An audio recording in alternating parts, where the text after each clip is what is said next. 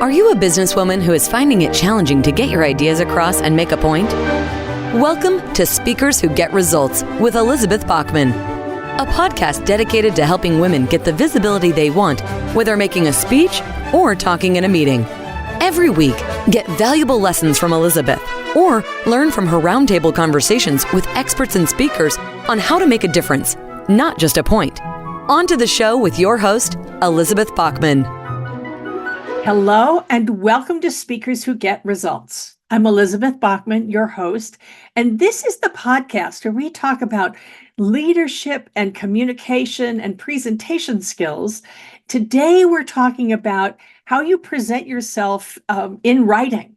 So the emails you write, and my guest is Davina Stanley, who has created an amazing version of how not to get lost in endless emails.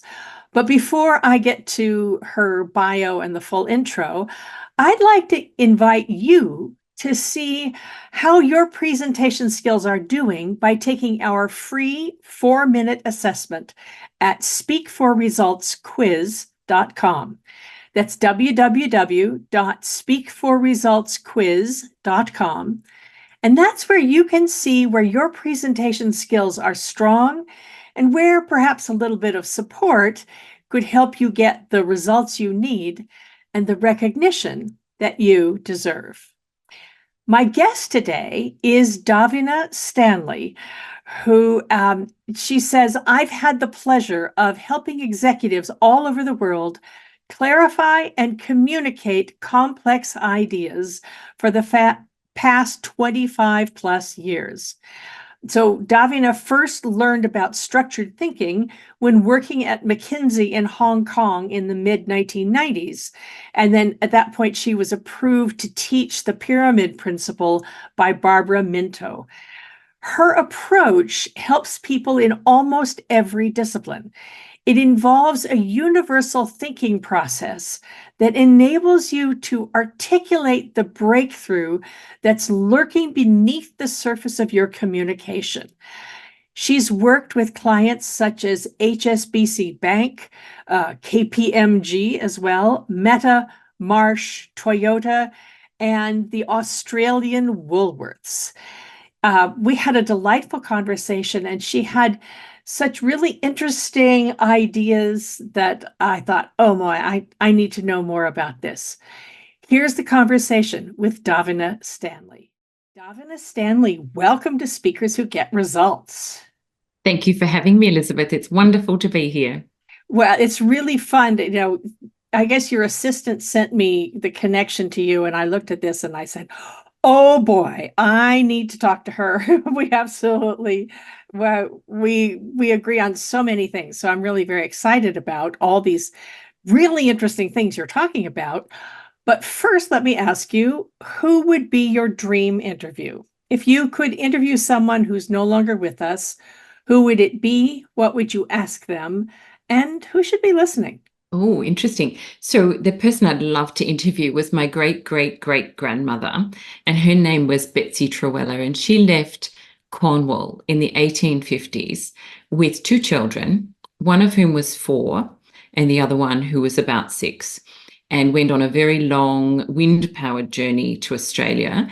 And she arrived to this new country that was then very underdeveloped with these 2 little people. Her son nearly died, the 4-year-old nearly died on the trip over. And, knowing she may well never see her family again. This is, a momentous shift in life to make, to go and join her husband, who had gone a couple of years before, in fact, 4 years before, because he'd never met his son. And so she arrived in the port and in Melbourne, and then had to walk or sit on a dray, depending, many days to get into the forest to where the gold mine was, where he was working. And, there's a book that my dad's cousin has written called Over the Log that describes the life. And I grew up in the country in Australia, but oh my word, this puts such another spin on when you drive around these gold mining areas that are uphill and down dale, and there are mountains where there were gold mines before, the residue heaps and so Yes. on. And you just think, what would that have been like to leave everything you've known?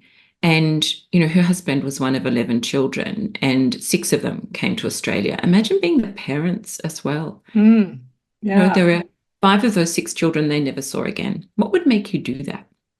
They were hungry. Cornwall was pretty tough back then. It's a pretty big thing to do, isn't it?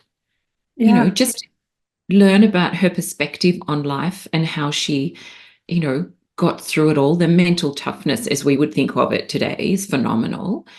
I suspect back then they were more hardy than we are today. But the physical aspects of life, one of the first things he said was, the husband said to her, "Now, Betsy, we don't fuss about laundry and all those things here. When it's when it's really dirty and stiff, we wash it, but we just don't make work for yourself. Don't try and make this house like it was in Cornwall. It's just not going to be that." It's hard. Wow. Wow. Yeah. Yeah. The things, well, and to decide, it was a thing that people did. People left because you had to.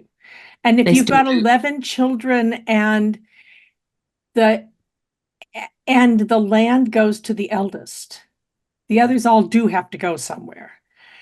But still, that's a very interesting thing. Yes, I had a great grandfather who sailed around the continent from the east coast of America to the west coast, and then brought his wife and many daughters there, and they never saw their friends again. They never saw their parents. They moved west, and that was what, that into what was then just a territory. So the wild west. it's at some point people did that. I think we think of it less just because it's easier to move around these days. And nowadays we have the internet, so I'm on one continent and you're on another, but Yes. not Australia. So No. So it's just the things we take for granted. I imagine our great grandchildren will think, how did they ever survive in the days when they had to talk by Zoom and they couldn't get into a transporter and just step through? I don't know. Who knows? Yes.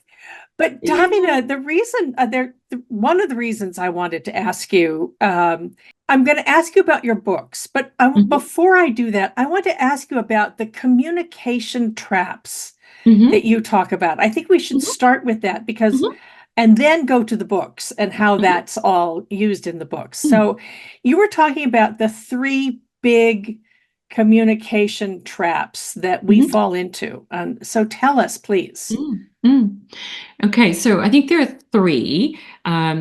Length, track changes, and how the brain works would be the 3 top ones that I think of. And tracking changes as in using the review function in Word.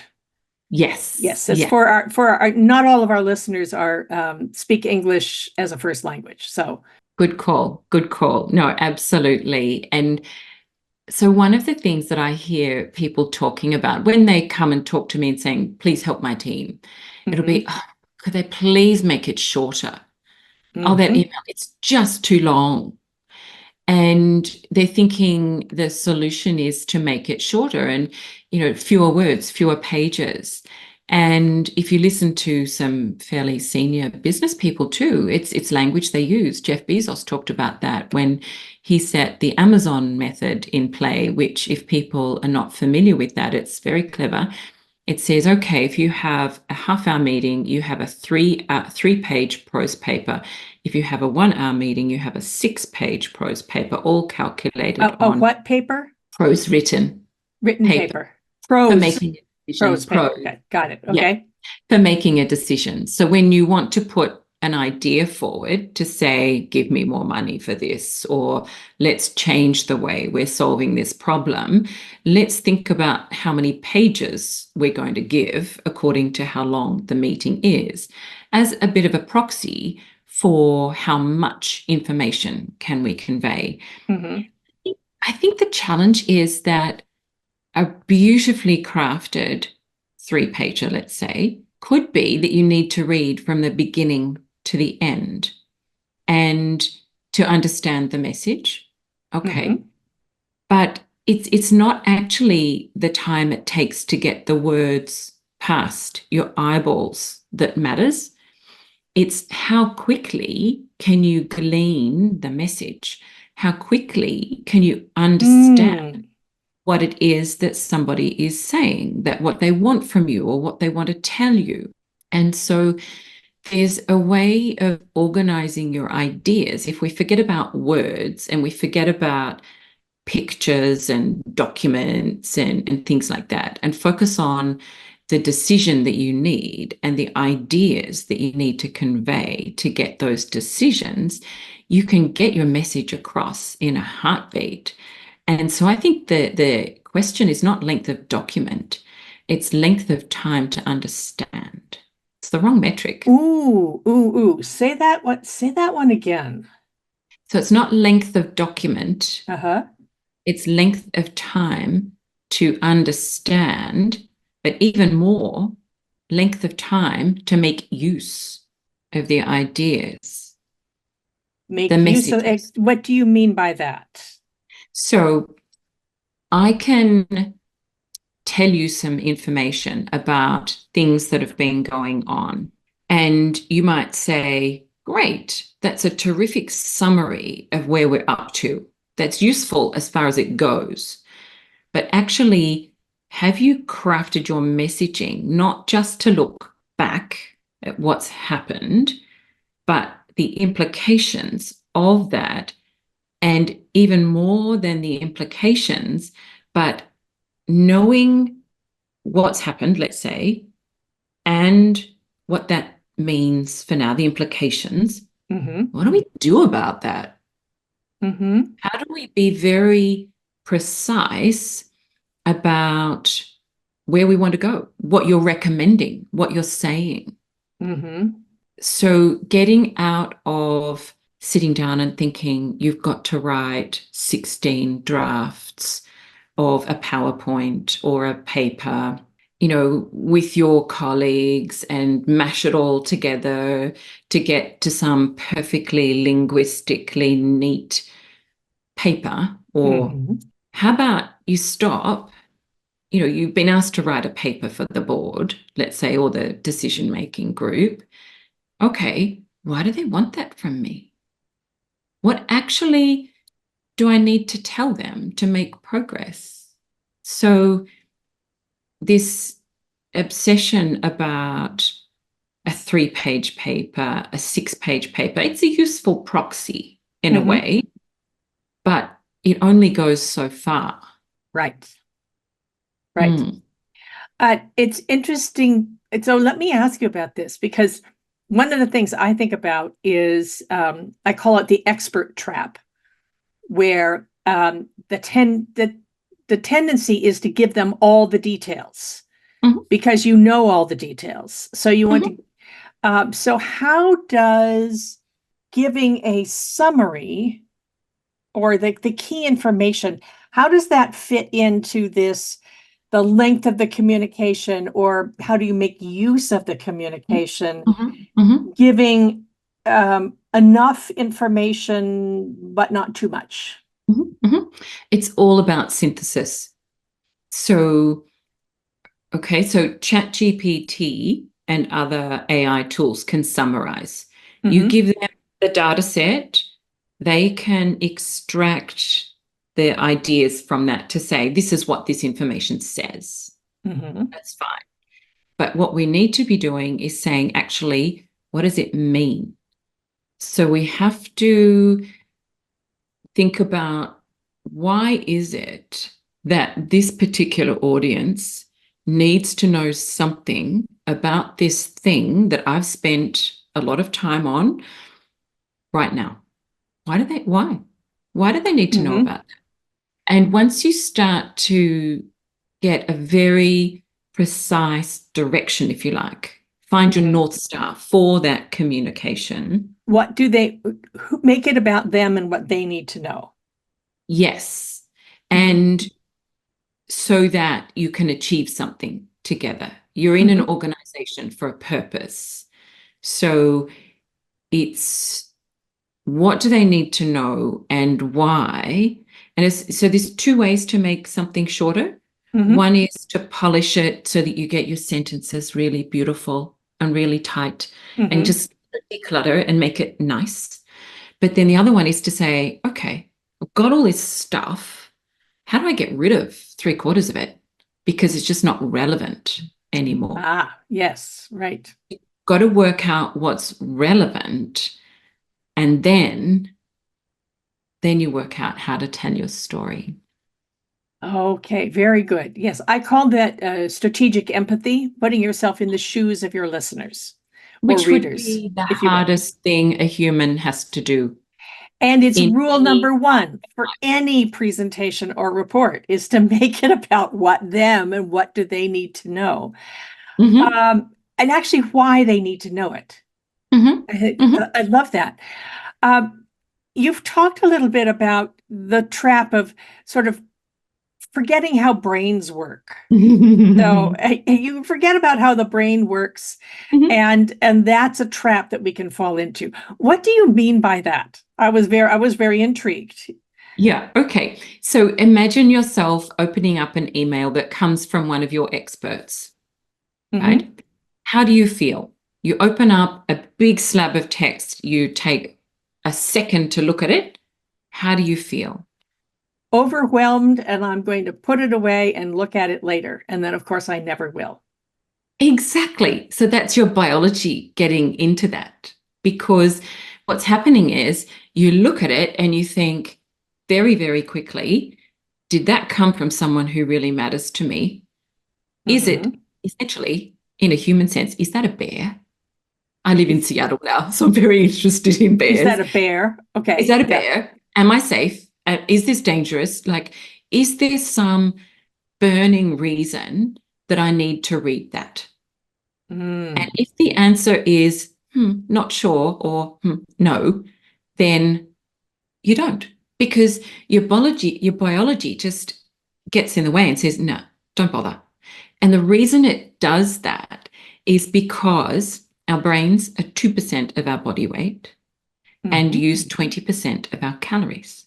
It's self-preservation, right? So your body intervenes and just says, it's not a bear or a snake or something big and scary or something really big and exciting that I need to know about.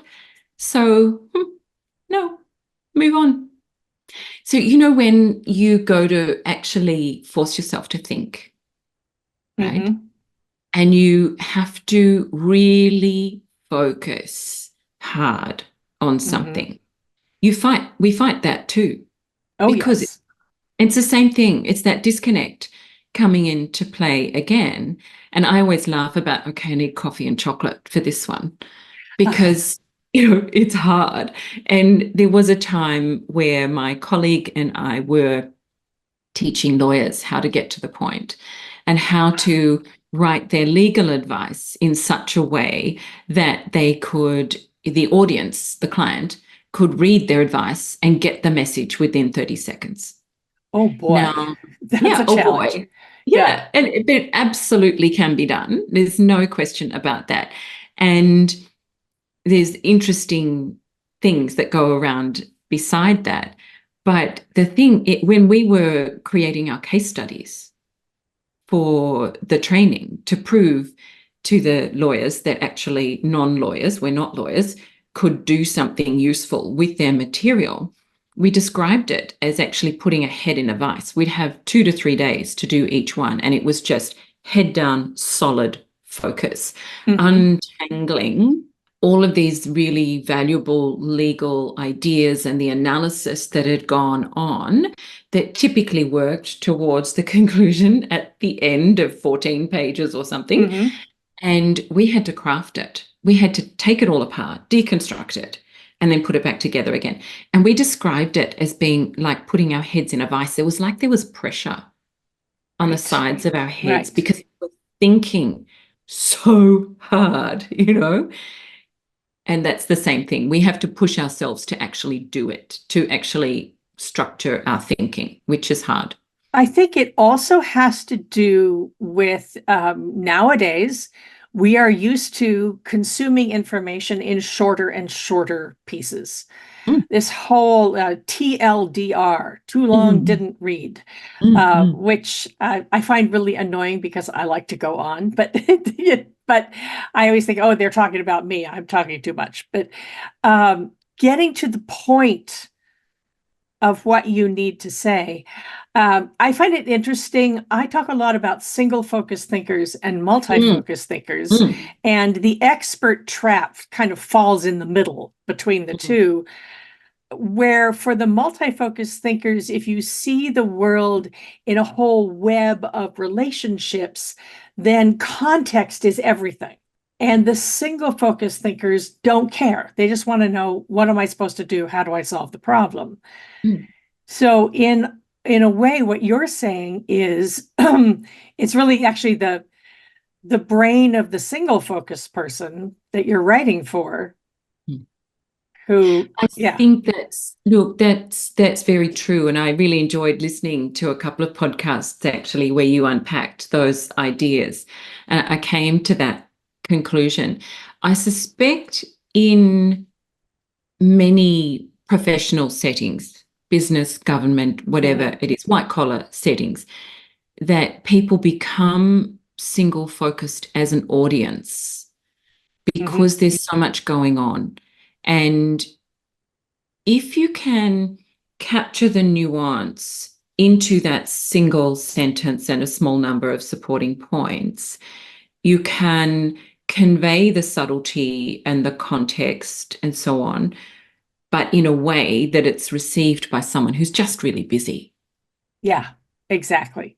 And so it's, and I think too, one of the challenges for the single focus people who do receive, people who perhaps, let's call them natively single focus, as I'm understanding, sometimes they need that context and that nuance, and they want to just go, go, go. But there's something about, hang on, is that the right place to go? And that's where the nuance comes in. That's just so very important. But you've got to get their attention. It's why you need both, actually, is to have, and this is where I think that stories and metaphors, short ones, will help, because then that gives the brain something to hook onto. So you had another communication trap you mentioned about tracking change. And not your friend. Not your friend. Boy, do I believe this, but please tell us about this. So what I see happening, and we'll talk, Word or Google Docs, those sorts of tools that actually have this very useful functionality built into it. What I see people doing is, okay, we've got to write a doc, we've got to write a paper, and they dive straight in and they write. And then they pass it off to a colleague who gets track changes out, and, they edit it, and you see all the comments coming along the side of the document. It's like, oh, nice word, but Mary would think of that as jargon. Or should we just move that paragraph up a bit? And you get caught in this minutia, right? And you end up in this quagmire of editing, which means that you have all of these hands on the one document, usually sequentially, sometimes all at once. And I'm not convinced all at once is actually any better. All you end up is just a verbal scramble rather than, in the comments along the side. I think both are really faulty. I think what they do is they're jumping to their reflex of, okay, let's get it done, rather than, what do we really need to say here? And if you step back and you have a really structured way to work on your own, but also to collaborate around, I call it surfacing, finding the message that you need to convey, you can get there in radically shorter time. But it's sometimes, particularly for the doers, it feels hard because they've got to sit on their hands for a little while and actually think and talk. But if they trust the process, they get there so much more quickly, and they don't spend as many nights and weekends rewriting other people's papers and doing their jobs for them. So I've heard you talk about this, where the problem is that the team sends something to the manager, and then the manager spends all weekend rewriting it. Mhm. How does that, what's the reason for that? Mhm. So What could they do? What should they do instead? yeah, okay. So perhaps let's just capture what happens as to what leads to this briefly, and then I Tell can the talk about. story. Yeah, We I like will tell the stories. story because it'll Okay. help people put Yes. themselves in the moment. So if we think about you opening that email from the expert, Mm-hmm. and it's a whole lot of just stuff, you look at it and you go, huh, and you're the manager, and it's Yes. your expert writing for you. You look at it and you think, huh, okay, that's going to take me some time. I'm back to back in meetings right now. So it's not urgent yet. It's not due. Kudos to them for getting a draft to me so quickly. That's great. But it's not due for 2 weeks. I'm just going to pop that in, flag it, and I'm going to get to that when I've got a bit of time to think about it, because I need to Oh do it boy. justice. It's for all the right reasons. Uh-huh. But what happens is life, and they get busy and they're back to back in meetings and priorities, and suddenly, eventually, it does become urgent. And when it's come urgent, it's 9 o'clock at night. They've had dinner, they've sat down to knock out the last few things for the evening. It's 9 o'clock, and oh gosh, that paper, I've got to get that to the CEO for review tomorrow. I better have a look. And guess what? They're stuck. They have no Mm-hmm. choice but to rewrite it because they've cornered themselves. The team member, they don't feel they can go and contact them at 9 o'clock at night to get their help, or at the weekend, Mm-hmm. because that feels rude and inappropriate. So they're left doing their team member's job for them. And what happens is that this happens a few times, and the team member goes, well, there's no point me really doing something amazing with this. I'm going to give them all the stuff because they're going to rewrite it anyway. I don't really know what's required here. So they're just going to do it. So that's fine. Ooh. And it becomes a habit, becomes a habit. Mm-hmm. So that's what happens a lot. And leaders just think, well, it's just my job. That's where I add value. So they get stuck on this hamster wheel. So instead, if we unpack the steps that we need to take, and we talk about tracks, I think there's 2 tracks. You've got your leader and you've got the people doing the writing, and there might be several on the one document. So you've got the 2 tracks, and you think of time. So you want everybody to get their heads around what needs to be communicated to whom and why early, really early. And sometimes that briefing doesn't happen because the leader hasn't got their head into it yet. So you need both the team and the leader to be in sync that it needs to happen, but also the team ready to ask some good questions to pull it all out to help the leader early Oh, good. on. Okay. Right? So it's two-way. It should be two-way. And so you do that. And then we have a very specific statement that we use that describes the outcome we want from our communication. And within that, there'll be an action, a verb. I want them to know, understand, decide, agree, endorse something. If you take that, you can then find a pattern. I've got a framework for helping you pick a pattern for the high-level structure for your story. So then the team can say, okay, that's our statement. So one of these might work. Let's try that one. Oh, maybe not that one. Let's try another one. Okay. So they hack it out to get a 1-page structured message. Like an outline, or Exactly, like an an outline. outline. Okay. Yeah. With some very specific elements to it. And so a short introduction with 2 elements, 1 main message, and then a short number of supporting points that are organized in a logical way. So you have that, and you can fit stories in it too. It's okay. But there's logic to the outline. Sounds like the way I build a script. Yes. Okay. Yes. Yeah, exactly. You start high, start at the high level. And then you say, okay, now that we've got that, let's peer review that. Let's check it with our colleagues, see if we've missed anything. Have we got the right words that Mary would like? Have we really landed the sentiment? Then send that up to the manager. And the manager can say, oh, good. Okay, tonight I can look at that. or even maybe today during the day, I can look at that, and they look at the strategy piece that just confirm that that's still right, look at the one page and go, yes, here, no, there, tweak, tweak, tweak. And then, it's great. Go, write the document.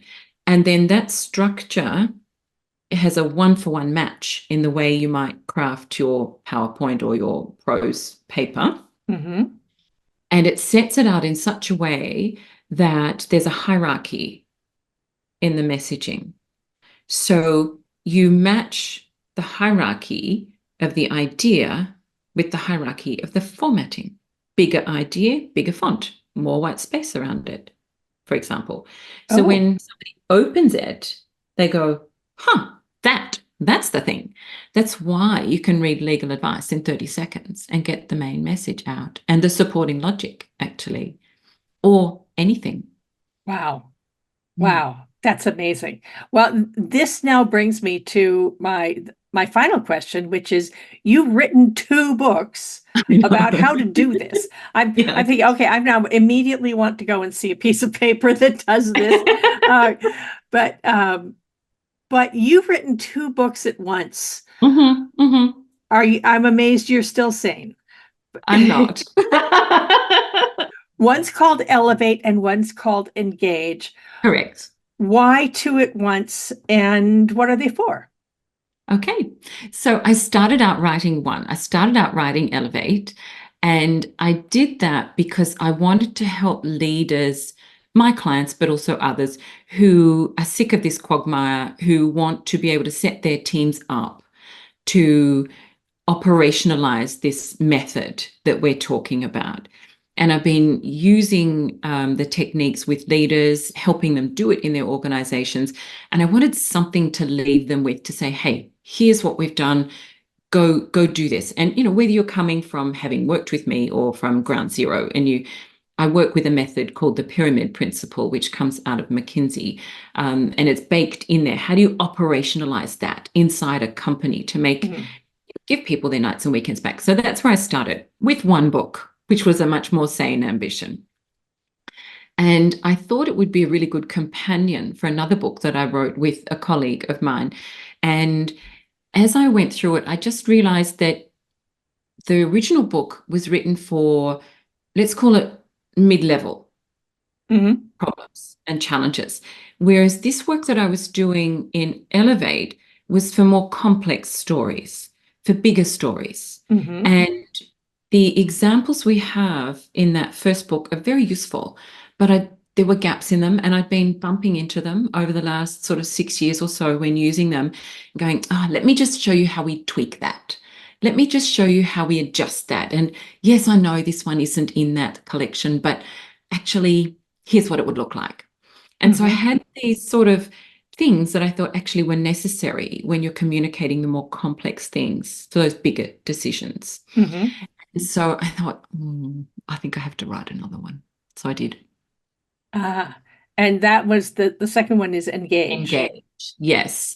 So elevate the quality of your thinking so you can engage your audience. So elevate's for the leaders. Engage is for the person who might be writing the paper. So it's deeper on the how do you do this as you're self-crafting a piece of communication. It's deeper on that, whereas Elevate has more of the leadership questions and so on, as well as the methodology that's necessary too. And what I particularly love is the whole point of this is to give you your nights and your weekends back. So that you don't have to spend all your spare time writing that report. Look, I love that too. And for me, it's the human aspect of what I do. We get caught in what I call the quagmire of the corporate life, just as the wheels are turning and we're doing things and busy. But I think it's unsatisfying when you're not feeling like you're getting the outcomes that you want. And that you're working unnecessarily hard. We all want to work hard. I think that's satisfying too. But when you feel like it's an unsatisfying process, and I think everybody who has things they like to do outside work wants their weekends back. Yes, I agree. Everybody we shouldn't have to be working these terrible hours. So So, Davina Stanley, this is really marvelous. If you were listening to this and said, I need to apply some of this information right now, today, where could somebody start? Come to my website, which is called clarityfirstprogram.com, and I've got a 10-minute how to write better emails course, and that will get you started in 10 minutes. Yeah. 10 minutes. I love it. Great. That's very helpful. Davina Stanley, thank you so much for joining us. It was really very interesting, and I think I have to go buy those books now because to see everything that you're saying, but it sounds fascinating. And thank you for being dedicated to getting us our nights and our weekends back. My pleasure. Thank you for having me on. I've loved speaking with you. Well, it's been a delight. So this has been Speakers Who Get Results. If you enjoyed this conversation, please subscribe to us, whatever app you're listening on or watching. Subscribe to the YouTube channel and tell your friends so that we can get more wonderful guests like Davina Stanley here, especially leaving us a good review on Apple Podcasts will help us be found better. So this has been Speakers Who Get Results. I'm Elizabeth Bachman, and I'll see you on the next one. We have just concluded another great episode of Speakers Who Get Results with your host, Elizabeth Bachman. If you got value from today's episode, please feel free to share us with your friends and colleagues. You may also visit elizabethbachman.com for additional resources. Be sure to tune in every week for new episodes, and thanks for tuning in.